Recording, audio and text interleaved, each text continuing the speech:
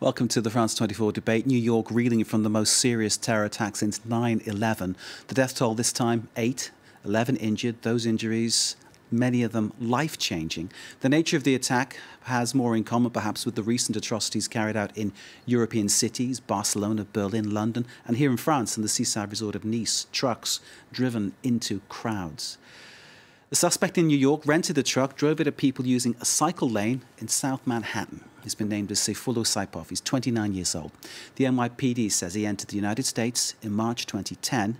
He's an Uzbek national. Uzbekistan says it will cooperate fully to stop this kind of act ever happening again. Well, Donald Trump's reaction, he's made political capital, taking a swipe at political rivals, criticising the immigration system, and now promising a tougher, merit-based vetting system. Extreme vetting, the phrase that Trump used first in the wake of the New York attack.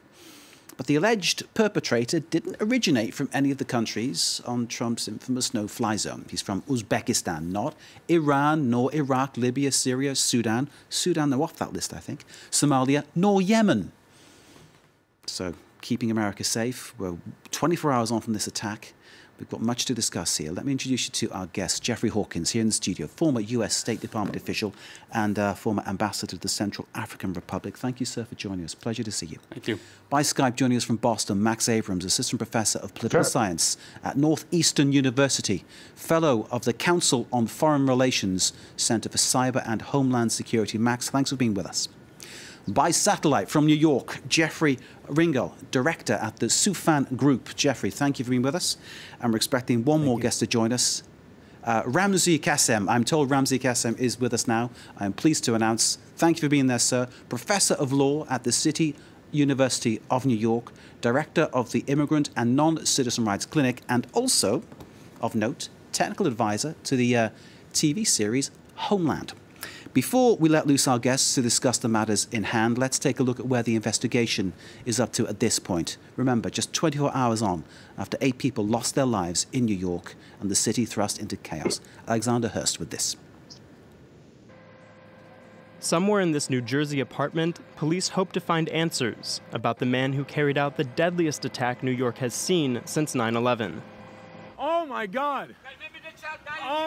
Oh my God! Okay, I need an ambulance right here. A man drove a rented pickup truck onto a bike path on the Lower West Side of Manhattan. He struck over a dozen people as he intentionally plowed into cyclists and pedestrians, and then crashed into a school bus near Stuyvesant High School. Police apprehended the suspect, shown here after an exchange of gunfire. They identified him as Seyfullo Saipov, a 29-year-old man from Uzbekistan who moved to the U.S. in 2010. It appears that Mr. Saipov had been planning this for a number of weeks. He did this in the name of ISIS. He appears to have followed almost exactly to a T the instructions that ISIS has put out in its social media channels before.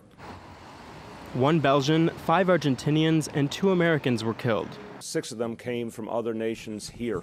They were here because this city is a beacon to people all over the world, a place that every kind of person comes to and is respected, and that won't change. Meanwhile, Donald Trump blamed Democrats for bringing what he called Europe's problems to the U.S. He took aim at the U.S. green card lottery program, originally signed into law by Republican George H.W. Bush.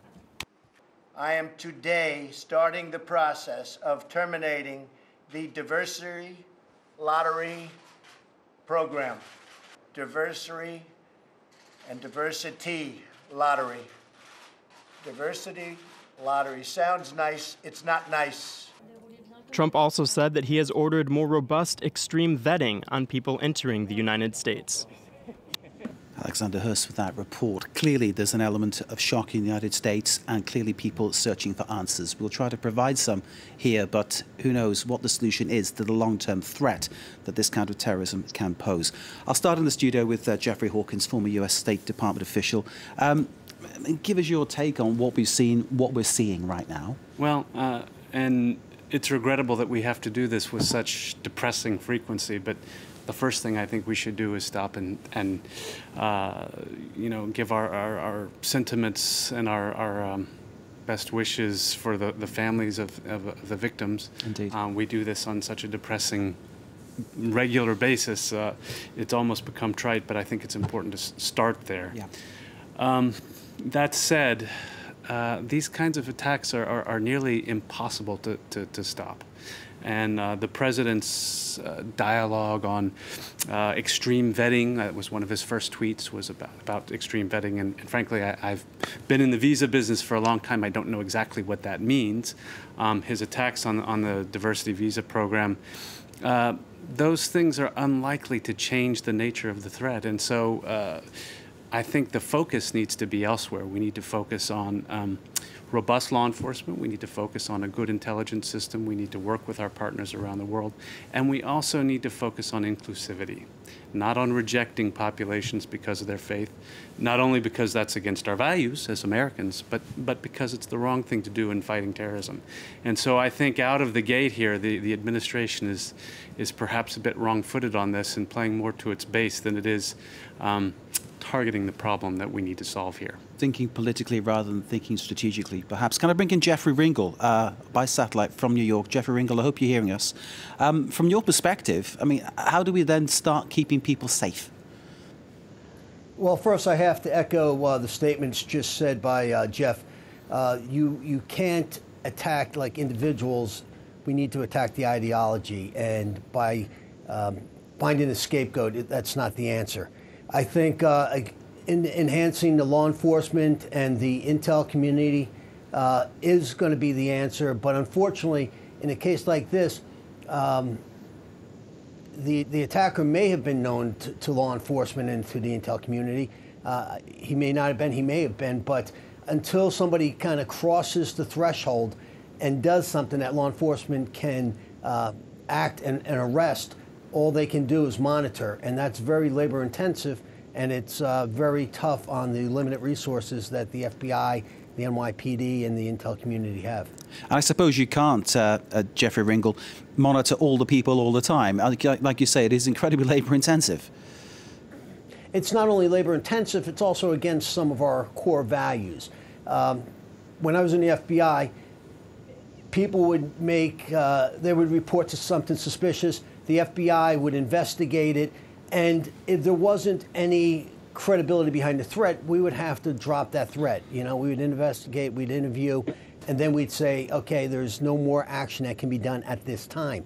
And we have seen that in some cases, when this has happened and the FBI has stopped the investigation, a while afterward, the person then went operational, such as with the Sarnoff brothers or with Rahimi here in the New York area, who was under FBI investigation, but still was able to act. Thank you. Quick word from Jeff, then I'll bring in Ramsey. Jeff. Just to give your viewers a sense for the magnitude of the law enforcement intelligence problem that we're dealing with here, something like 75 million non-immigrant visitors came to the United States last year. There are something like 45 million immigrants to the United States, and about 15% of our population is made up of people who are not citizens but are immigrants. And so getting a handle on that is very difficult, even with the best of intentions. Indeed, with the size of that, it seems almost impossible. Ramsey Kassem, I hope you can hear us, and thank you for joining us. So I thought we weren't going to get you on stage, but I'm very glad you're with us. Can I just put the same issue to you? How do you think we start to keep people safe? Well, I mean, I want to begin where my other fellow panelists began, by recognizing the tragic events that unfolded yesterday in New York City. I'm a New Yorker myself, and so I'm personally affected by what happened. I think the starting point for any rational conversation around the security issues that plague not just our society here in the United States, but other comparable societies, is that the idea of total security is a myth, and anyone who's trying to sell you that is selling you a lie, essentially. There isn't a world where we're going to be able to avoid all such incidents. So I think that has to be our starting point, and any attempt to apply even more extreme vetting, and I completely agree with what Jeff said earlier about, as a former insider of the visa process himself, the visa process has been rigorous for many years. It's hard to imagine how much more rigorous it could get, how much more extreme it could get, and that's really a a solution in quest for a problem, because to blame the diversity lottery system for what happened yesterday in New York is counterfactual, it's illogical, and it's really just an expression of prejudice, unfortunately. Ramsey Kassan, please stay with us. Let's bring in Max Abrams. Max, in Boston. Your thoughts? I mean, obviously, this issue is one which is never going to go away. It's one that's with us in every society where we are. It's very relevant here in France, too. Yeah, I mean, the reason why these attacks, and we all seem to agree, are essentially unstoppable is because Islamic State is a very strange group, really. This is a group that has had many members in many different places of the world, many of whom are prepared to die. In this case, it looks like the attacker was probably prepared to die, even though he was taken into custody. And so they're highly committed. And on top of that, they're very indiscriminate about, the targets that they're prepared to strike. And so what that means is that if we were to harden one target, that wouldn't deter the mission. The attacker would simply, go around and go after the low-hanging fruit. This is a group that, is prepared to go after, any target whatsoever, and they're willing to die for it. And when you put all of that together, and you include all the people who are, inspired by the propaganda, who aren't formally part of the group, but are sort of extensions of it, even if they're lone wolf attackers, it puts, the government in an impossible situation. Max, I'll ask you more about lone wolf attackers in part 2. We've got a bit more time to talk. We're getting towards the end of this section. And can I just say to our three guests who are joining us from afar, we can't see you, but if you want to say something, please make a noise or start to say something. I'll try to bring you in as soon as convenient. You understand I have to stop and start things to give everybody an even say. Back to Jeffrey here in the studio. In terms of what we're looking at there, the undefinability of the Islamic State group is one of the big problems, of course, and of course the inevitability that there'll be someone else who comes along. Right. I mean, how does one begin to get a grip of that? How does one begin to combat that? Well, you certainly don't do it with repression overseas or in the United States. And Uzbekistan, for example, is not a country that we've talked a lot about. Most of the attacks that have taken place in the past have not originated with individuals from Uzbekistan. But Uzbekistan is a country that has had a problem for some time. There's the Islamic movement of Uzbekistan that was an early supporter of the Taliban in Afghanistan. They've switched allegiance to ISIS, and there's some 1,500 Uzbek fighters supporting ISIS in Syria and in Iraq. But as we score victories on the battlefield in those countries, and Raqqa has fallen and Mosul has fallen, they change tactics and they focus much more on attacks like this. There is some indication in the initial press reporting that this individual, Saipov, had contact perhaps with ISIS, certainly was preparing this attack for some time. But it's just as possible that someone with no formal links that intelligence can control could conduct a similar attack, and so that leaves us quite vulnerable. And again, it's a complicated problem without easy solutions. Jeffrey, thank you very much. We'll be picking up, of course, there when we get back at the end of the first part of the debate. Stay with us. More news and part 2 to come.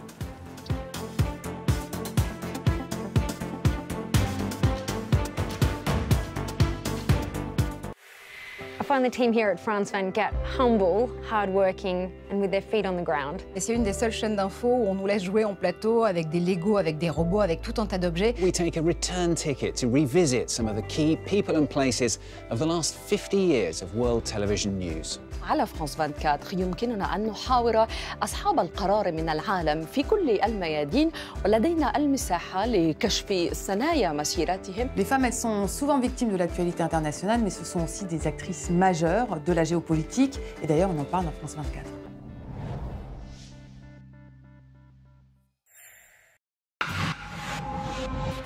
Sports, presented by Ketavan Gojestani. France 24 keeps you up to date with all the latest from the world of sport. All the action, all the results, all the emotion.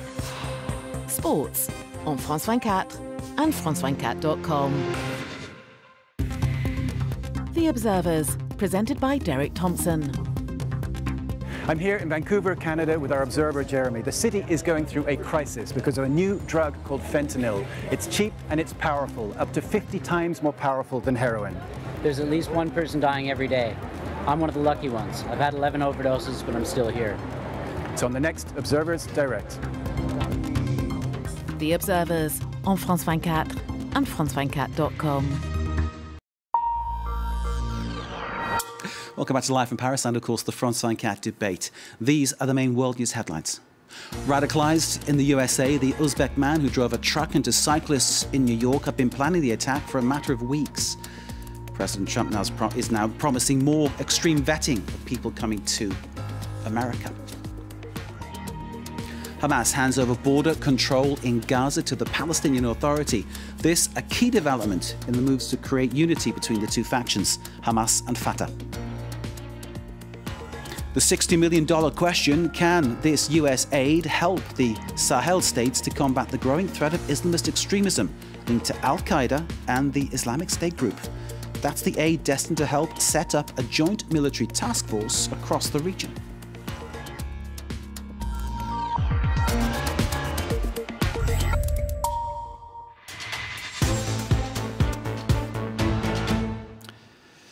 The France 24 debate, part 2. It's starting right now. We're looking at the situation in the United States, where New York, of course, is still very much reeling from the attack which happened just 24 hours ago. The situation, one that is becoming slightly all too regular across the world. And in Europe, of course, we know all about the kind of truck attack that was carried out in South Manhattan yesterday.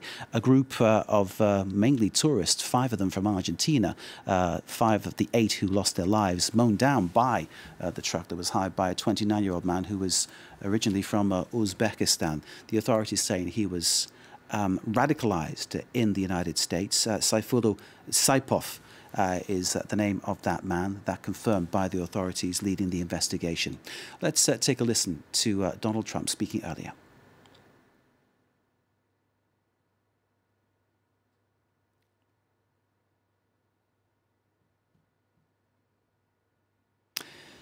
Just to remind you, Donald Trump has been calling for an end to what he's dubbed the green card lottery. Some critics of his are saying that this is nothing to do with the issue, and at least 1, 2, perhaps all 4 of my guests agreeing with that.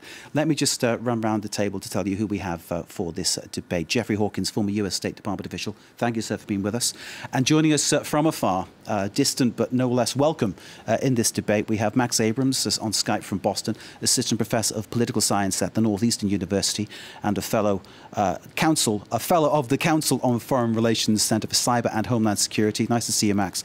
Jeffrey Ringo joining us from New York, director at the Soufan Group, and by Skype from New York as well, Ramzi Kassem, professor of law at the City University of New York, director of the Immigrant and Non-Citizen Rights Clinic, and technical advisor for the TV series Homeland, which is something kind of basing my beard on Saul Berenson at this precise moment in time. Let me go back now to the words of Donald Trump speaking just a moment ago.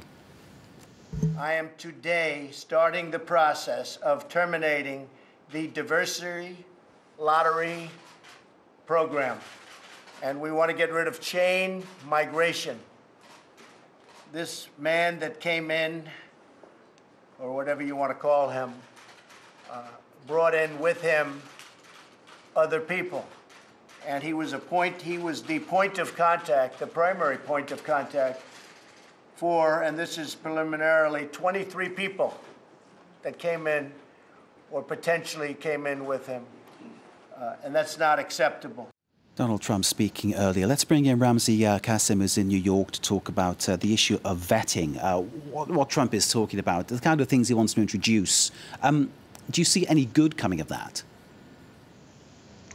Well, unfortunately not. And what we've just heard is a very clear example of basic scapegoating of entire communities of immigrants because of the acts of a single isolated individual. And it's a very clear example of exactly what not to do in this sort of situation, because it's really more, again, an expression of prejudice than it is any sort of sound police work or policy. What we need to, in moments like this, I think we need to ask ourselves some very difficult questions. And among them is the question whether it makes sense to treat this sort of incident, simply because it is committed by someone who happens to be Muslim identified, as any different from the other acts of mass violence that we are seeing all too often in the United States. When you look at the president's reaction, actually, as an indicator, you'll notice that when the largest mass shooting in U.S. history happened in Las Vegas, he was noticeably silent. This happens in New York yesterday, and there's an immediate reaction from the president. There are calls for revamping policies that have been around for multiple presidential administrations. That sort of overreaction is not particularly helpful or rational, and it doesn't make for sound policy, and it unfortunately won't address the problem or make us any safer. Let me bring in Max Abrams. Isn't that about the issue of gun law, perhaps? One issue that Donald Trump wouldn't want to tackle, given his base. I mean, there's certainly a double standard in how Trump responds to these acts of violence, whatever you want to call them. I see a lot of differences, not just with the administration, but the media coverage generally in terms of what happened in Las Vegas and what's happened in New York City. I mean, not everybody will agree with me, perhaps, but with the Vegas attack, based on my own observations, it didn't seem to get quite as much attention, perhaps, as you might think it would, given the death toll. I mean, this is maybe bad metrics, but when I personally talked about the Paddock shooting, when I tweeted about it, when I talked to my students about it, it didn't quite seem to resonate in the same way as this attack in New York, which has kind of a more familiar narrative. You know, there seems to be a Muslim attacker. He said Allahu Akbar. There's a letter, with allegiance to Islamic State. It happened not far from Ground Zero. These are the kinds of incidents that really seem to mobilize Americans, the international community, and especially the Trump administration, which seems far more willing to give a pass when the attacker isn't like that. And so, yeah, I mean, the Trump administration didn't want to talk about changing legislation after the Vegas attack, didn't want to talk about gun control, but immediately after, this Manhattan attack, there's discussion of overhauling our immigration policies. And so I certainly see a double standard starting at the top. Max, I'll hold my hands up and say some of my colleagues in the media do get it wrong. They tend to jump on the terror angle when someone's not white. I hope we never do that at France 24, France 24. I hope we manage to get it right down the middle and report properly.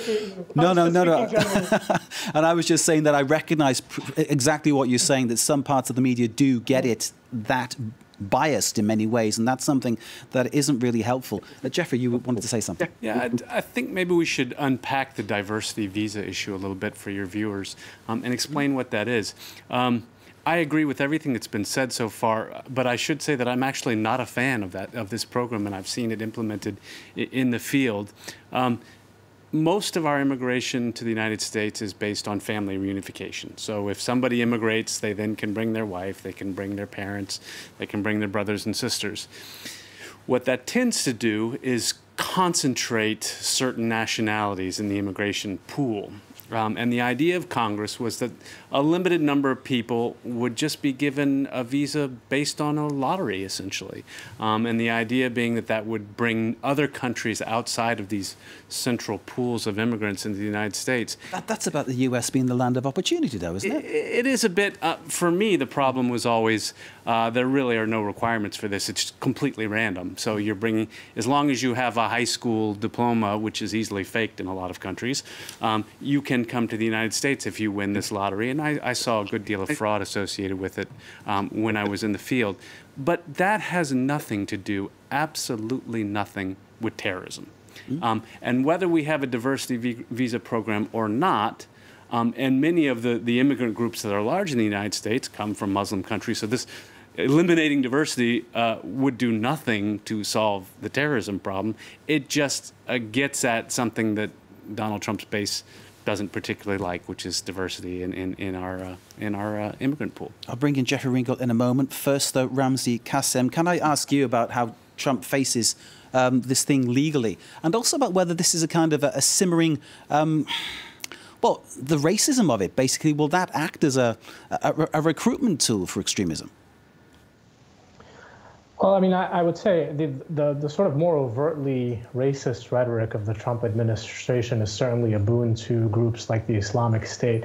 But I would actually broaden the point a bit to point out that even under the Obama administration, the fact that acts like this are automatically exceptionalized, highlighted, given undue prominence, the fact that organizations like the Islamic State can bank on high-level officials, up to and including the President of the United States and down to local mayors and governors and prosecutors and police commissioners, automatically addressing from a very public podium any act like this, that's really very politically valuable to those organizations. It gives them the profile and the prominence and the visibility that they crave and that they thrive on. Are you suggesting we shouldn't report it? Are you suggesting they shouldn't speak about it, though? Because clearly they have to, and we have to.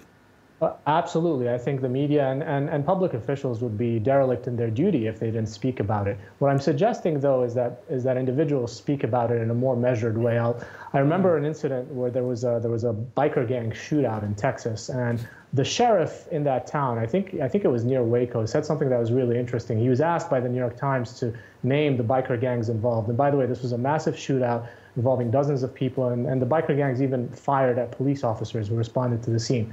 But what the sheriff said was really interesting. He said that he knew the names of the gangs, but he was not going to identify them publicly in order to avoid giving them the platform that they so seek. Now, I'm not saying that that approach is appropriate here, but I think we need to all be more measured, both our officials as well as the media, when we throw around terms like terrorism, because a lot of times they end up really being an impediment to understanding rather than promoting understanding. So I just want to make one point very clear. I mean, I think we might learn a lot if we actually placed in the same context and read side by side acts like the Charleston church shooting, the Las Vegas massacre of last month, and what happened in New York City yesterday. I think that would actually enlighten us as to how people come to these acts of violence. Your first question about the legal response, I mean, that remains to be seen, and I'm really troubled that the Trump administration, that President Trump himself, as well as a number of senators like Senator Graham and Senator McCain, are throwing around this idea that this individual who is a green card holder in the United States should somehow be treated, detained, interrogated as an enemy combatant and sent to Guantanamo. That would be almost unprecedented in our system of law. Indeed. Ramzi, thank you very much indeed. Jeffrey Ringgold, can I get your thoughts on that?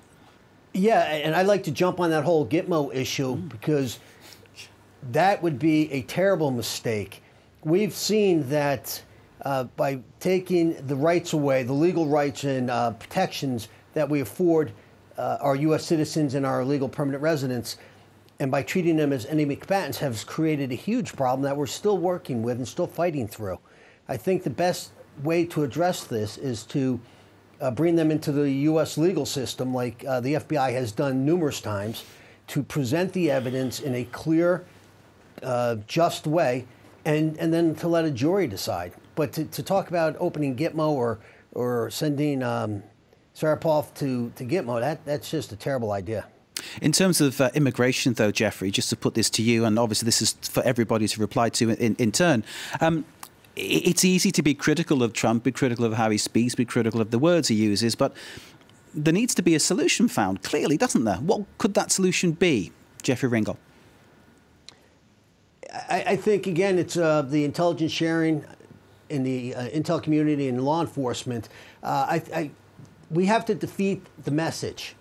We could kill as many terrorists, but the message is still going to be there. And until we can identify the mediums that are being used and the people that are spreading this message of hate, and if we don't stop them, they will continue to recruit people who are possibly just, again, looking for some reason to become bigger than life.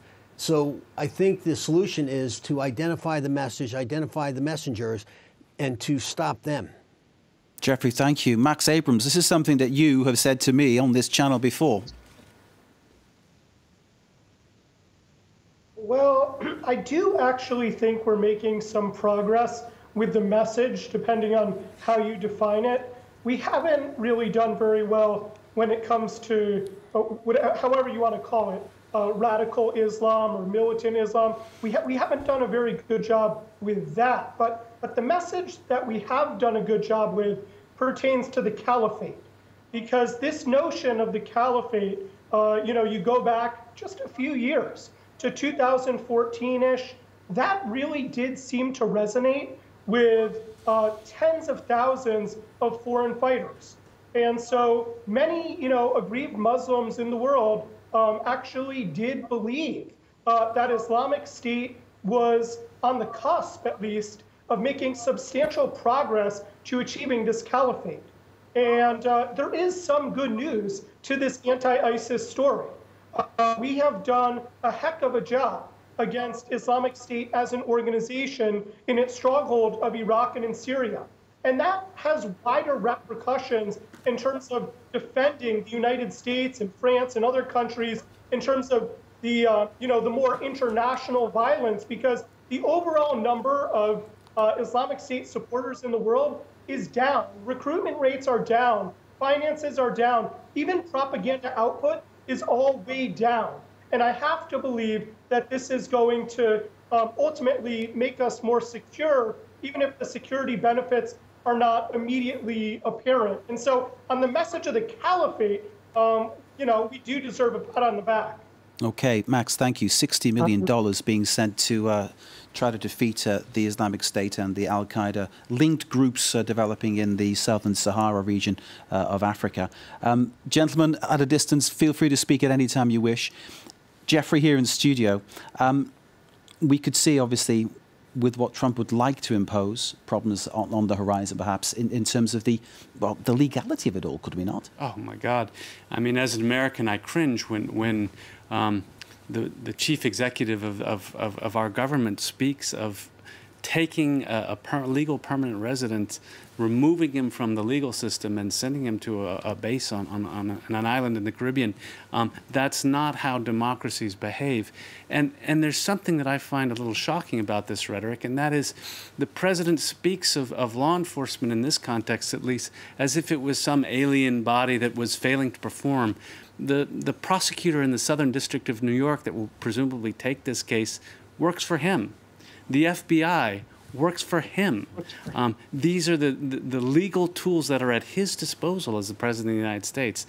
And to suggest that somehow they're failing to respond in an appropriate way, particularly 24 hours into this sort of thing, and that the United States military on Cuba needs to solve the problem instead, strikes me as very dangerous. And I sense there's a lot of shock that Donald Trump has sought to make political capital of this so quickly as well.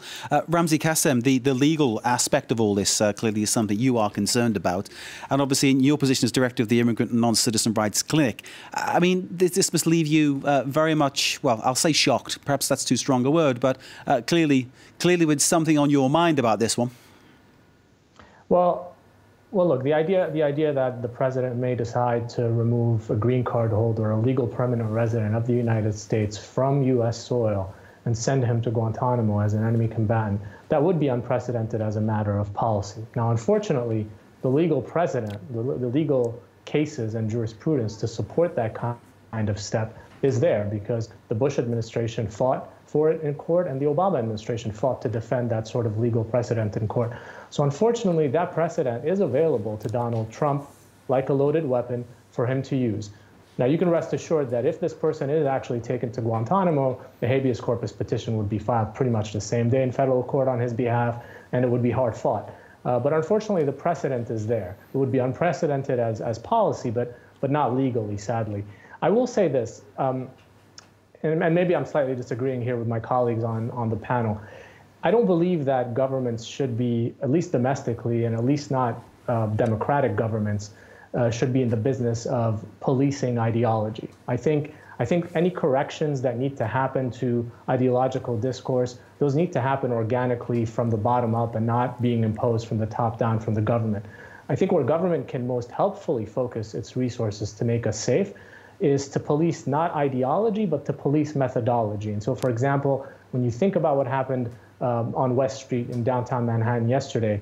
There are ways to harden those sorts of targets. There are ways to increase security, to erect barricades that would make penetration by this sort of like vehicle attack more difficult. Many other cities have undertaken those kinds of steps. We've certainly done it to a very large extent here in New York City, and I think it's been successful in deterring these kinds of attack.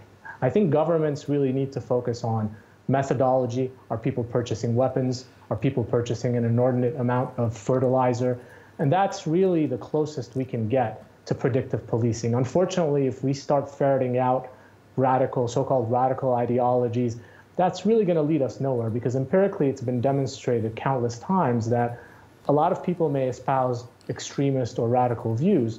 Very few of those people will actually take that step towards violence. So the predictive value of focusing on ideology is really quite limited. Ramzi Kassem, thank you very much indeed. I'd like to... very quickly, go ahead. Okay. Very quickly. I was just going to say, this is Jeff from New York. Go ahead, Jeff. I agree with that statement. The government cannot control ideology. They can enact laws on methodology. But again, it's people. It's got to be the people and the organizations that address this false message that's being put out there. Thank you very much indeed. Jeffrey Ringgold in New York, Ramzi Kassem also in New York, Max Abrams in Boston, and in the studio, Jeffrey Hawkins. Thank you very much for being with us. That concludes the France 24 debate. Media Watch is next.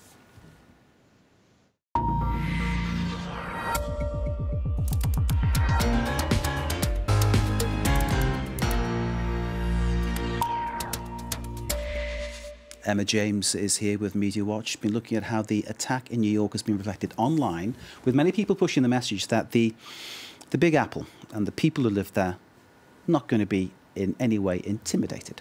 Yes, absolutely. I don't know if the Americans or New Yorkers have a specific term for it. Certainly in the UK, we talk about the British stiff upper lip, and it is out in force everywhere you look. Around the globe, really, people almost wanting New Yorkers to say that they won't be bowed by terrorism in any way. This particular cartoon is by a British artist, Christian Adams. Rather bleak, but strangely optimistic at the same time. You've got a cycle path there with Islamic State on it, and everyone is just cycling over it, obliterating it with their own tyre marks. A sort of a nod really to the fact that life got back to normal very quickly indeed in New York. This Twitter user saying what many people feel online: as a New Yorker, keep your prayers. We don't want your ban or your fake outrage. Our pain will not be cover for hate. NYC strong, the hashtag that is doing the rounds. Now, the mayor of New York, Bill de Blasio, last night we saw him in a press conference immediately talking about the fact that New Yorkers and New York as a city would not be changed by this. And he pointed out that the Halloween parades went on. Of course, it was only a matter of a few hours after that attack. Today, he says people went to work, kids went to school. The marathon will go on because, of course, the New York Marathon takes place on Sunday. We will not be changed. There will, of course, be heightened security, but there was never any question that they were going to cancel that event as a result. The commissioner of the New York Police Department tweeted these images from last night's Halloween parade, and you can see the huge numbers of people gathered there, also a considerable police presence, saying New Yorkers are resilient and won't be deterred. Great to see a large crowd at the annual Halloween parade. Thanks for showing the world who we are. Now, of course, the reaction from Donald Trump, the US president, has been markedly different to that of many in New York. He has tweeted repeatedly calling for there to be swift, strong responses to this in terms of legislation. The first of those tweets came less than 3 hours, about 2.5 hours after the attack actually happened, so very quickly indeed. This was one of the later ones saying, I have just ordered Homeland Security to step up our already extreme vetting program. Being politically correct is fine, but not for this. It's also worth noting that as well as taking far less time to respond than he did after Las Vegas, it also was 3 tweets before he actually remembered to offer thoughts, condolences and prayers to the victims and their families. Now, a lot of people talking about that difference in the way that he's handled this tragedy as opposed to what happened in Las Vegas, where 58 people were shot dead by a white gunman, hundreds more injured. This was an article in the aftermath of that, where the White House spokesperson, the press secretary, Sarah Huckabee Sanders, said that it was premature to discuss changes in gun laws because we don't know all the facts yet. And of course, we know that Donald Trump told the NRA, the National Rifle Association, they had a friend in the White House, and his reaction to what happened in Las Vegas very much seemed to back that up. Many people online commenting on this. Again, a white man shot 500 people in Las Vegas and Trump had nothing. Zilch, no solutions, no policies, no ideas, nothing. Of course, a direct contrast to what we have seen in the wake of what happened in New York. Ian Bremmer has commented too that politics from the White House is very clear right now, sending a strong message at home and abroad. And of course, it's a message that Donald Trump wants to send to his base. It is what they want to hear. They want to hear that there's going to be a crackdown on immigration, and they have no problem with the difference in expectations regarding gun laws and terrorism. The Washington Post has dealt with this at length. In this particular article, they talk about how the month of October was bookended by tragedy and really point to all the differences in reactions where President Trump reflects his perceptions of the sorts of threat each perpetrator represents, not the actual damage done, because, of course, far more people were hurt by Stephen Paddock in Las Vegas.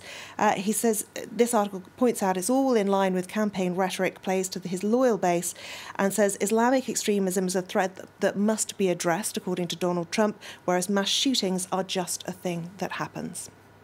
Emma James from Media Watch, thank you very much indeed. And thank you for watching. Stay with us. More news to come here, live from Paris.